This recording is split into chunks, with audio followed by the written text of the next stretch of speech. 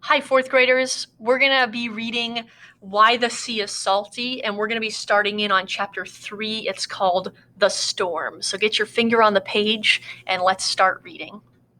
One day, the villagers who lived on an island close to the giants ran out of salt. Before the villagers could sail across the sea and get more, a storm blew in. The wild wind raced across the sea, and the white foam caps danced on the tops of the big waves. The houses on their bamboo poles shook as the wind roared through the village. There was nothing the villagers could do but wait for the storm to pass. Day after day they waited. The villagers did not like being without salt.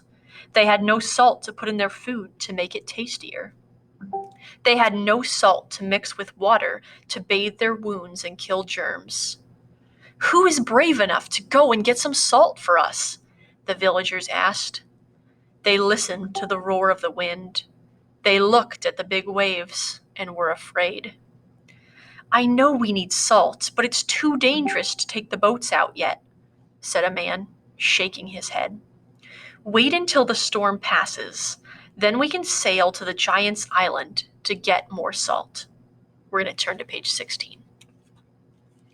"Please, please, take me with you when you go," begged the young man's young son. For years, the boy had wanted to go with his father to the giant's island and collect salt. The man looked down at his son.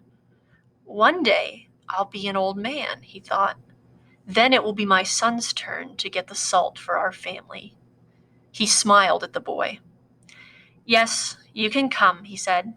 "It's time you learned how to get the salt." Chapter 4. The Boy. At last, the worst of the storm passed. Just as promised, the boy was allowed to sail to the giant's island with his father and some other villagers. The boy was excited. He'd heard many stories about the giant and his cave. He wondered how many of these stories were really true. The sea was still rough, and the small boat rocked and rolled in the waves. It wasn't long before the boy was seasick. We're turning on to page 18. "There must be an easier way to get salt than this," he groaned.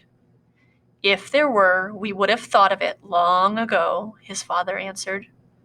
The giant was waiting for them when they got to his island. He noticed the boy with his father. It had been a long time since he'd seen a child. Only adults ever came to get salt. The giant smiled at the boy, staring up at him with wide eyes. "We've got no dried squid for you today," called one villager.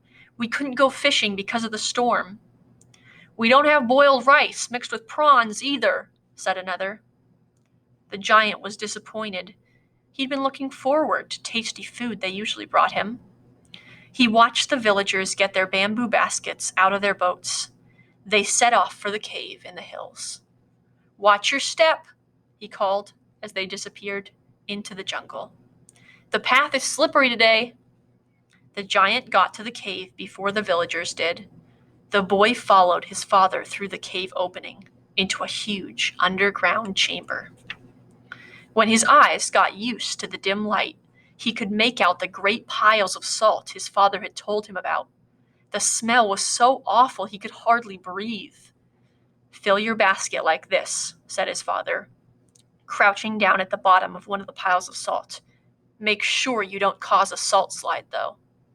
The boy scooped up some salt with his bare hands and dropped it into his basket. He looked at the pile of salt towering above him. "I hope it doesn't slide down on top of me," he thought nervously. "I'd be buried alive." Quickly, the boy crouched down and used his hands to scoop salt like his father had shown him. He scooped and he scooped until both bamboo baskets were full. Then the boy and his father picked the baskets up, balanced them on their heads, and left the cave. The boy stood tall so he didn't spill any of his salt as they went back down the slippery path. But then he couldn't see where he was putting his feet. Several times they got tangled in vines and he stumbled. By the time he got back to the shore, His body was sore from carrying the heavy load. Thanks for reading with me today, and I hope you enjoyed tuning in. Have a great time on your ELA slides, and I'll see you next time.